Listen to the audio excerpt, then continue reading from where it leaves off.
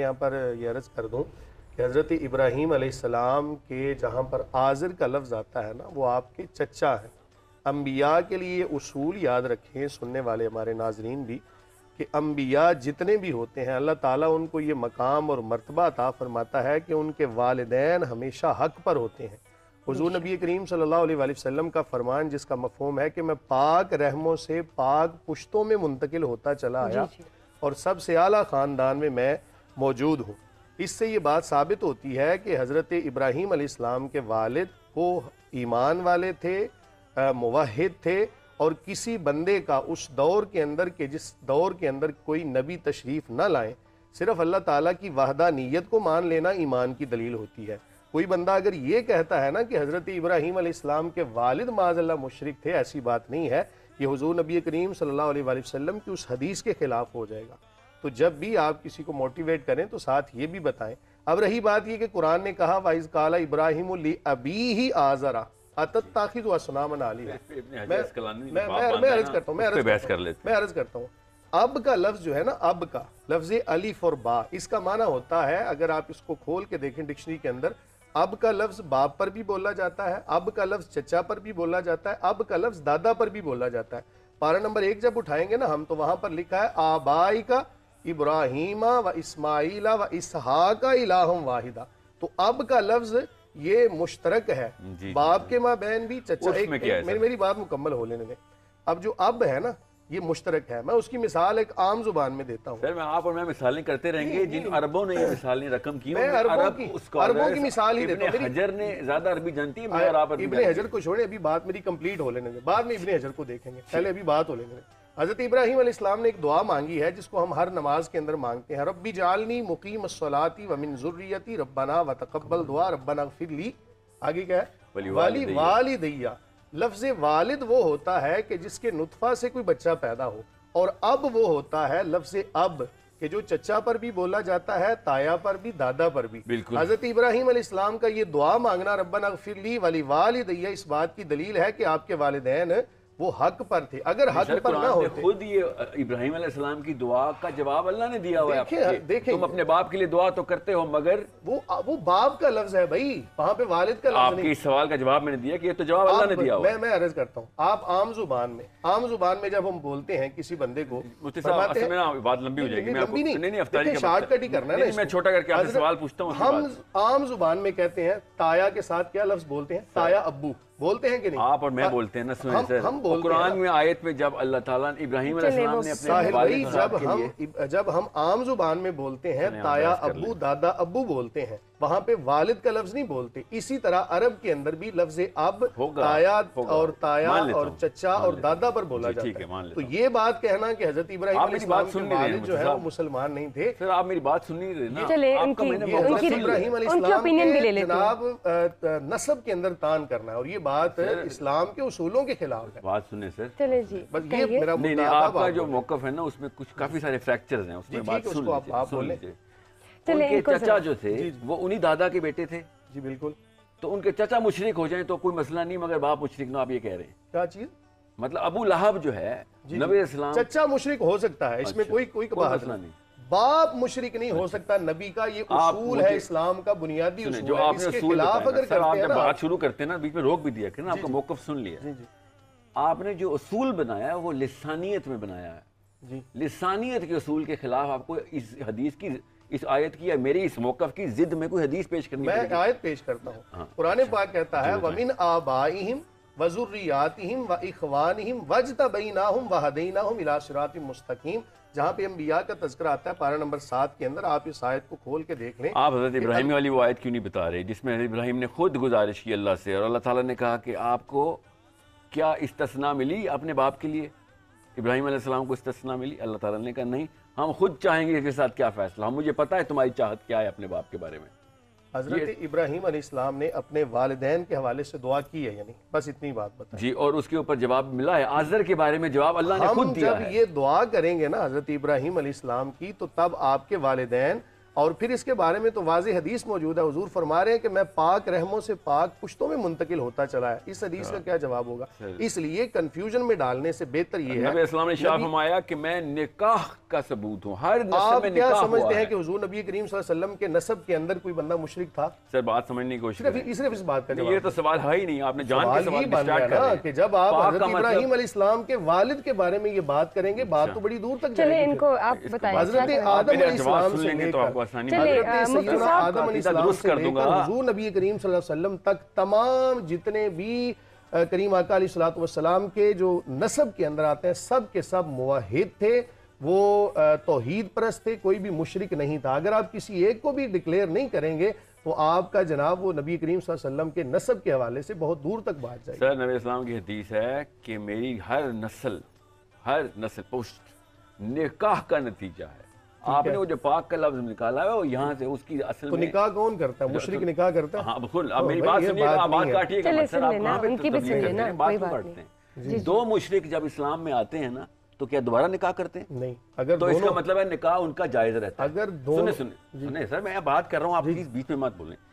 ایک میاں بیوی غیر مسلم جب اسلام میں داخل ہوتے ہیں دوبارہ نکاح نہیں کرتے کیونکہ وہ نکاح ریکگنائزڈ ہوتا ہے. ٹھیک ہے. اس کا مطلب ہے کہ وہ جو نسل وہ پیدائش کری وہ پاک نسل ہی ہے. اگر یہ بات ہوتی کہ ہم نکاح مشرکوں کا دوبارہ کریں گے تو ہم کہہ دیتے کہ بھائی تمہاری تو نسل میں بھی مسئلہ آ گیا. یہ ہے اس حدیث کا مطلب کہ اگر حضرت ابو طالب جب اسلام میں آئے ہیں اکارڈنگ ٹو یو کہ تو حضرت فاطمہ بنت اسد کا نکاح دوبارہ ہوا تھا؟ نہیں نہ ہوا تھا. مجھے نہیں پتا. نہیں ہوا تھا نا. کسی بھی دو مشرکوں کا اس کے اوپر تو مجھے یہ نہیں کہنا چاہیے. جب بھی کوئی غیر مسلم کافر ہو یا مشرک ہو، عیسائی ہو یا یہودی ہو، جب وہ دو میاں بیوی اسلام میں داخل ہوتے ہیں وہ وہی میاں بیوی ہی رہتے. اب حدیث کا مطلب یہ ہے کہ میں کسی بھی موقع کے اوپر حضرت آدم سے لے کے آج تک عبداللہ بن اور آمنہ کے تک کسی ایک موقع پہ بھی غیر نکاح کا نتیجہ کوئی بھی نسل نہیں تھی. یہ دونوں ہر نسل نکاح کرتے. آپ نے ان کو اسلام میں داخل کر دیا، کوئی بات نہیں. میں تو چاہتا ہوں بات ہے نا، پھر آپ اس کو مانے بات کو ختم کریں. قرآن کہتا ہے یا ایھا الذین آمنوا، قرآن کہتا ہے یا ایھا الذین آمنوا انما المشرکون نجس. جب نجس کا لفظ مشرک کے حوالے سے مشرک نجس نہیں ہوتے سر. قرآن کہہ رہا ہے یا ایھا الذین آمنوا انما المشرکون نجس. تو پھر نکاح نجس ہو گیا نا. پھر نہیں، قرآن کہہ رہا ہے انما المشرکون نجس، ان کے مشرک نجس ہے. جب آپ حضرت ابراہیم علیہ السلام کے والد کے حوالے سے قرآن نے کہا ہے، اور قرآن نے کانٹیکسٹ باندھا ہے. میں نے کہا نا کہ نجس ہے، پلید ہے، اس کو وہ اس طرح کا نجس ہے کہ اس کے اندر بھی نجاست ہے، اس کے باہر بھی نجاست ہے. مگر اس کے نکاح کو ہم مانتے ہیں. نکاح کو تب مانیں گے جب دونوں مسلمان ہو جائیں گے، دونوں کلمہ پڑھ لیں گے، تو اس کے بعد ہم کہیں گے ٹھیک ہے ان کا پرانا نکاح باقی ہے. اس کی وجہ یہ کہ دونوں نے کلمہ پڑھا ہے، اور ہم اگر یہ کہیں کہ ان کا کلمہ پڑھنا ان کے نکاح کے ختم ہونے کا سبب بنا ہے تو یہ غلط ہو جائے گا. اسلام رشتوں کو جوڑتا ہے، اسلام چیزوں کو ختم نہیں کرتا. ان کا پرانا نکاح اس وجہ سے قائم ہے کہ اسلام چیزوں کو جوڑنے والا ہے. ہم اگر یہ کہیں کہ ان کا پہلا نکاح ختم ہو گیا پھر جملہ کافی لمبا ہوتا ہے. ایک سوال آپ ان سے پوچھیں، ایک میں آپ سے پوچھوں گی، پھر ہم افطاری کی طرف چلیں گے. ان کے والد نہ ہونے کی ضد میں آیت نہیں ہے نا. ان کے ابراہیم آزر کے والد کا لفظ اور ہے، اب کا لفظ اور ہے. اس کو صرف سمجھنے کی ضرورت ہے. میں آپ کو میری تائید میں بات کر رہے ہیں. پھر اس کا مطلب ہے کہ قرآن نے یہ نہیں کہا کہ آزر ابراہیم کا باپ نہیں ہے. قرآن نے اب کہا ہے. باپ سوال سر آسان سا کر کے میں نے پوچھا. وَإِذْ قَالَ إِبْرَاہِيمُ لِأَبِيهِ کہ جب میں نے جو سوال پوچھا سر وہ سمجھ لیں. قرآن نے یہ تو نہیں نہ کہا کہ نہیں اس کا باپ نہیں ہے. قرآن نے باپ ہونے کی نفی نہیں کی. قرآن نے باپ ہونے کی نفی نہیں کی، لیکن آپ سنیں یہاں پہ اگلا سوال سن لیں. عرب علماء، میں آپ کو اس اسقلانی کا کیوں بتا رہا ہوں آپ کو، عرب علماء کو ہم سے زیادہ عربی کی نصوص کا پتہ ہے.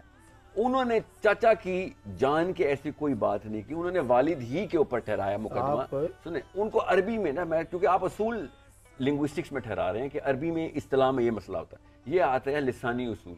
ٹھیک ہے. اب لسانی اصول کے لیے ہم نیٹو عرب علماء کو ہی رجوع کریں گے جن کو عربی واقعی میں آتی ہے.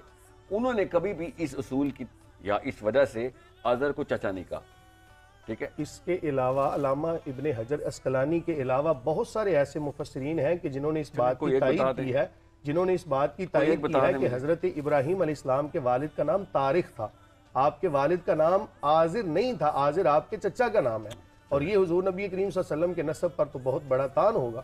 اور اس لیے یہ چیز کو آگے بیان وہ کرنا عرب لوگوں اسکالرز تک. ہیں، ہاں جی وہ عرب اسکالرز ہیں. ومن آپ ایک منٹ ومن جن کی آپ ریفرنس دے رہے ہیں وہ عرب اسکالرز ہیں. کیونکہ آپ نے اصول لسانیت بہت سارے مفسرین. اب میرے پاس اس وقت تو کتابیں موجود ہیں لیکن میں نے جہاں تک مطالعہ کا تعلق ہے میں نے اس چیز کے حوالے سے اصول جو ہے نا لسانیت پہ ٹھہرا دیا. اب زبان کے اوپر نا بھائی لسانیت تو میں نے ایک مثال دی ہے. اس کے علاوہ جو 2-3 آیات پڑھی ہیں وَمِنْ آبَائِهِمْ وَذُرِّيَّاتِهِمْ وَإِخْوَانِهِمْ وَاجْتَبَيْنَاهُمْ وَهَدَيْنَاهُمْ إِلَىٰ صِرَاطٍ مُسْتَقِيمٍ. قرآن کہتا ہے انبیاء سے ہم چن لیتے ہیں ان کے والدین میں سے کہ ہم ان کو ایمان کی دولت عطا فرماتے ہیں. آپ تو اس آیت کا صریح انکار کر رہے ہیں. سر آپ نے سنیں، آپ نے تمام تر وہ معاملات جو کہ حضرت اسماعیل سے لے کے قصی تک کے تھے سب کو آپ نے اسلام میں داخل کیا. بالکل. اور اس کے بعد آپ نے کہا ہے کہ میں حضرت آدم علیہ السلام سے لے کر نبی کریم صلی اللہ علیہ وآلہ وسلم تک جتنے لوگ ہیں کہ جو کریم آقا علیہ السلام کا مبارک نور جہاں سے منتقل ہوتا چلا آیا وہ سارے کے سارے موحد تھے. میں ماننے کے لیے تیار ہوں، مجھے دونوں خوشی ہوگی. مسئلہ ہے کہ آپ نے پھر کہا کہ یہ تقیہ کرتے تھے اس دوران جس دوران جاہلیہ اپنے پیک پہ تھا. یہ سارے مسلمان اکیلے میں چھپ کے مسلمان. یار بات یہ ہے کہ جب ایک بندہ صرف اللہ تعالیٰ کو واحد مان لیتا ہے نا اس دور کے اندر کہ جب کوئی نبی تشریف نہیں لاتے، اس کا یہ مان لینا ہی ایمان کی دلیل ہے.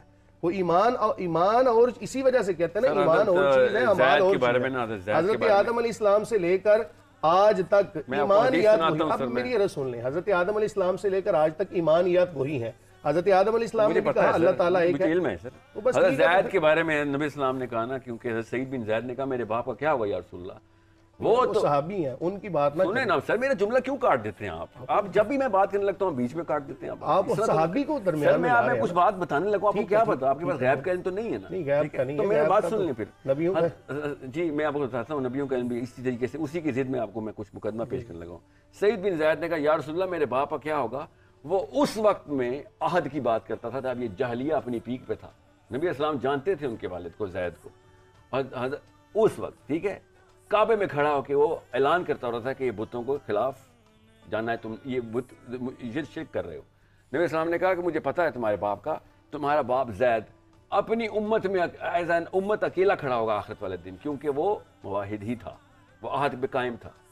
نبی اسلام نے کبھی بھی قصی کے بارے میں، عبد المطلب کے بارے میں، عبداللہ علیہ السلام کے بارے میں نہیں بتایا ہے، نہ ہی اپنی کسی نسل کے بارے میں حدیث بتائی. سنیں سر میرا مقدمہ پورا. زید خود موجود ہے، عبداللہ بھی موجود ہیں، ابو طالب بھی موجود ہیں، عبد المطلب بھی موجود ہیں، ایک ہی ٹائم کے ہیں، مگر یہ آپس میں کنیکٹ نہیں ہو رہے. ایک ہی کعبے میں کھڑے ہوتے ہیں مگر ان سب کو آپس میں ایک دوسرے کا نہیں پتا کہ ہاں یہ بھی واحد ہے اور میں بھی واحد ہوں. یہ الگ الگ ہی کھیل رہے ہیں. کیونکہ وہ اگر اکٹھے ہوتے تو نبی اسلام حضرت زید کے بارے میں یہ نہ کہتے کہ یہ ایز این امت اکیلا کھڑا ہوگا، کیونکہ واقعی ایمان پہ تھا، کوئی بھی ساتھ نہیں آیا ان کے. آپ کی بات کمپلیٹ ہوگی. بتائیں مجھے اس حدیث کا بس جواب دے دیں. حضور فرماتے ہیں کہ میں پاک نسل. میں نے جواب دے دیا، آپ سننا نہیں چاہ رہے سر. وہ نکاح کی بات ہے، وہ نکاح کی بات ہے. انما المشرکون نجس کا لفظ جو ہے اس بات پر دلالت کر رہا ہے کہ مشرک نجس ہے. اور نبی جو بھی ہوتے ہیں ان کے حوالے سے یہ اصول ہے کہ ان کے والدین ہمیشہ حق پر ہوتے ہیں. اگر کسی نبی کے حوالے سے ہم یہ عقیدہ رکھیں کہ ان کے والد مشرک تھے تو یہ جناب ایمانیات کی ایک شک کے خلاف ہے. ٹھیک ہے، تو آپ یہ مانتے ہیں کہ ابو طالب مسلمان تھے؟ میں مانتا ابو طالب مسلمان تھے. حضرت جناب ابو طالب جو ہے نا ان کے حوالے سے اور مسئلہ ہے. ابھی بات جو ہو رہی ہے سنیں آپ پتہ کہہ رہے ہیں نبی کے باپ نہیں ہے. سنیں تو صحیح سر، وہ نبی کے باپ نہیں ہے. مجھے بھی پتہ ہے سر، بس پھر درمیان میں آپ اس مسئلے کو نہ چھیڑیں. جو مسئلہ ابھی ہو رہا ہے حضرت ابراہیم ہوائی باتیں کر رہے ہیں، میں اس کو جواب دینے کی کوشش کر رہا ہوں کہ آپ نے کہا عبد المطلب مسلمان ہے، عبداللہ مسلمان ہے، محمد مسلمان ہے، باقی سارے بھائی مشرک ہیں. میں نے ایسا نہیں کہا. اور کیا کہا؟ ابو طالب مسلمان ہے. ابھی صرف بات ہو رہی ہے حضور نبی کریم صلی اللہ علیہ وسلم جو میں نے سے لے کر حضرت آدم علیہ السلام. نہیں میں نے اتنے دور نہیں گیا ہوں. میں آپ نے یہ کہا ہے ابو طالب بھی مشرک ہے، ابو لہب بھی مشرک ہے، حمزہ بھی مشرک ہے. ٹھیک ہے، یہ چاروں بھائی ہیں. عبداللہ مسلمان ہو گئے ہیں اور عبد المطلب مسلمان ہیں، مگر باقی کے سارے بھائی مشرک رکھے ہوئے ہم نے. یہ ذرا سوچیں آپ کیا بات ہے. ما کان للنبی والذین آمنوا ان یستغفروا للمشرکین ولو کانوا اولی قربا. کسی نبی کے لیے یہ جائز نہیں. یہ اب آیت اب غور سے سنیے گا. ما کان للنبی والذین آمنوا ان یستغفروا للمشرکین ولو کانوا اولی قربا. کسی نبی کے لیے بھی جائز نہیں، کسی ایمان والے کے لیے بھی جائز نہیں کہ وہ اپنے قریبی رشتہ دار جو مشرک ہو اس کے لیے دعائے مغفرت کرے. حضرت ابراہیم علیہ السلام کا دعائے مغفرت کرنا اس بات پر دلالت کر رہا ہے. اللہ نے جواب دیا اس دعا کا.